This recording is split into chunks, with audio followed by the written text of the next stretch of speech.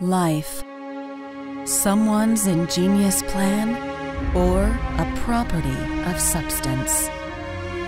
If we are the product of something so unexplainable, then why do we exist? Looking for an answer, we explore the depths of our imagination. Enchanted by the ideas we find, we start changing the world, molding it to fit our greatest visions. In the past, we could not even conceive what existed beneath the ocean's surface. But now, we explore the most remote corners of the universe. We are no longer looking for answers, merely the opportunity to live on. There are too many of us. All borders and rules will be eliminated as we battle for our lives. This could be the end of humanity.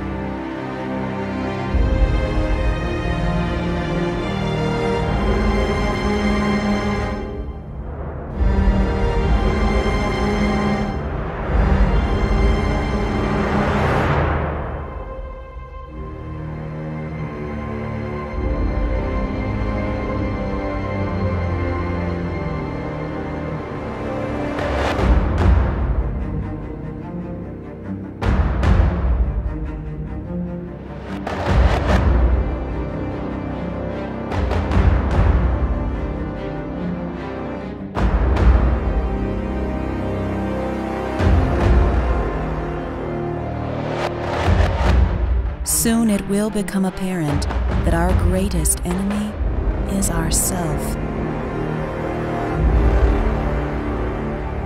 As it unfolds, we realize to live on, someone else has to die.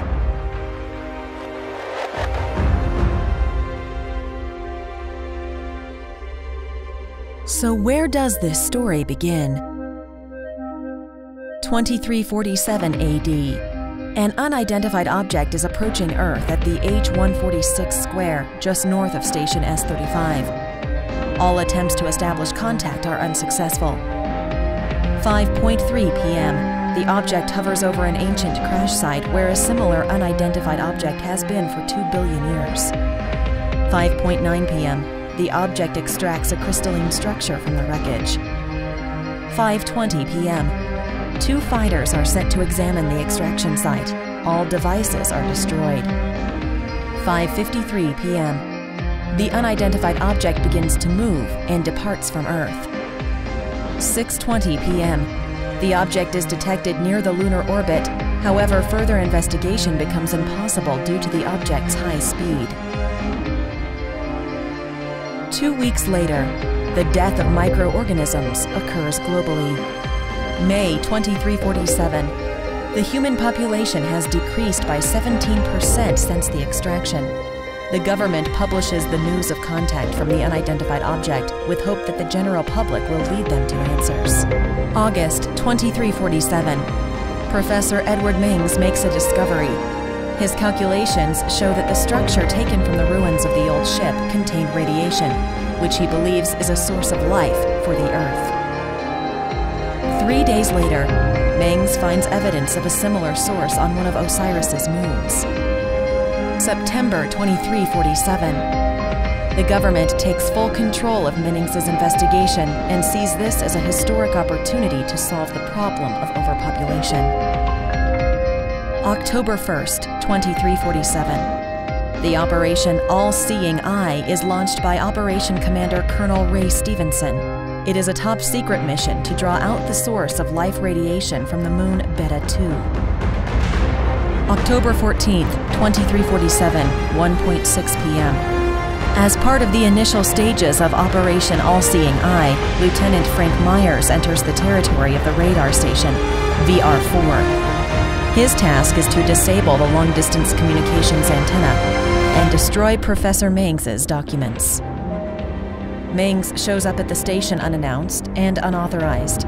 When Lieutenant Myers is briefed on the situation, he disobeys the orders of Major Stevenson and goes rogue in an attempt to make the information about Operation All-Seeing Eye public. Stevenson begins to act on a contingency plan and redirects one of the orbiting communication satellites in an attempt to destroy the complex. 5:5 p.m. Just before the explosion, Lieutenant Myers and Professor Mengs escape from the complex. October 15th, 23:47.2 a.m. After narrowly avoiding the explosion, Myers joins a prison shuttle crew to follow Stevenson in hopes to put an end to Operation All-Seeing Eye.